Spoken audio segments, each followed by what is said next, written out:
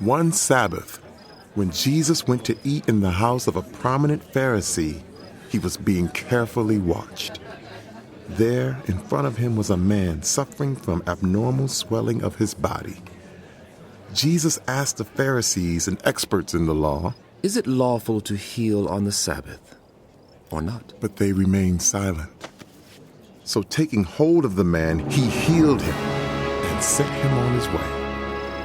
Then he asked them, "If one of you has a child or an ox that falls into a well on the Sabbath day, will you not immediately pull it out?" And they had nothing to say. When he noticed how the guests picked the places of honor at the table, he told them this parable. "When someone invites you to a wedding feast, do not take the place of honor, for a person more distinguished than you may have been invited. If so, the host who invited both of you will come and say to you, 'Give this person your seat.' Then, humiliated, you will have to take the least important place. But when you are invited, take the lowest place, so that when your host comes, he will say to you, 'Friend, move up to a better place.' Then you will be honored in the presence of all the other guests.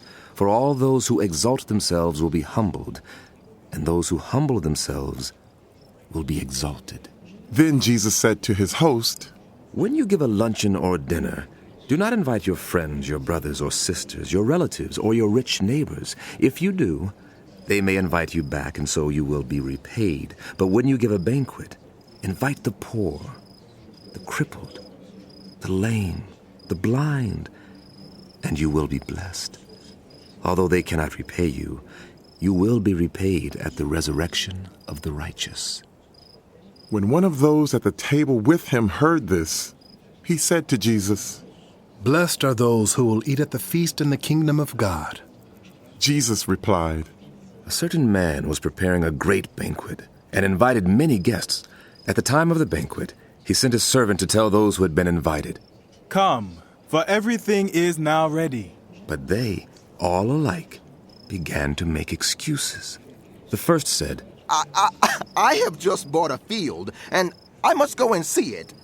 Please excuse me." Another said, "I have just bought 5 yoke of oxen, and I'm on my way to try them out.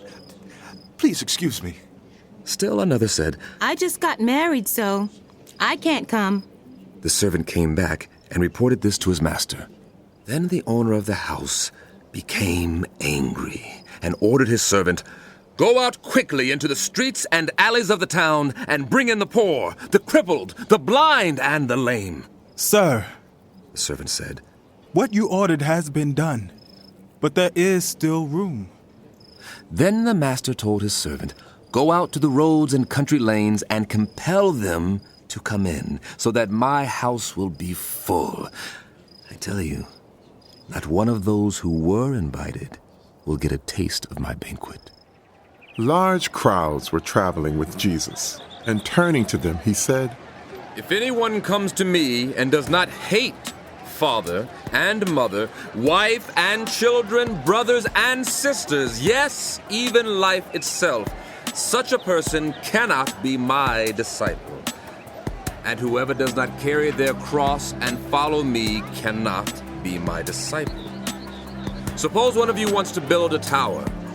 Won't you first sit down and estimate the cost to see if you have enough money to complete it? For if you lay the foundation and are not able to finish it, everyone who sees it will ridicule you, saying, 'This person began to build and wasn't able to finish.' Or, suppose a king is about to go to war against another king. Won't he first sit down and consider whether he is able with 10,000 men to oppose the one coming against him with 20,000? If he is not able, he will send a delegation while the other is still a long way off and will ask for terms of peace. In the same way, those of you who do not give up everything you have cannot be my disciples. Salt is good, but if it loses its saltiness, how can it be made salty again? It is fit neither for the soil nor for the manure pile. It is thrown out. Whoever has ears to hear, let them hear.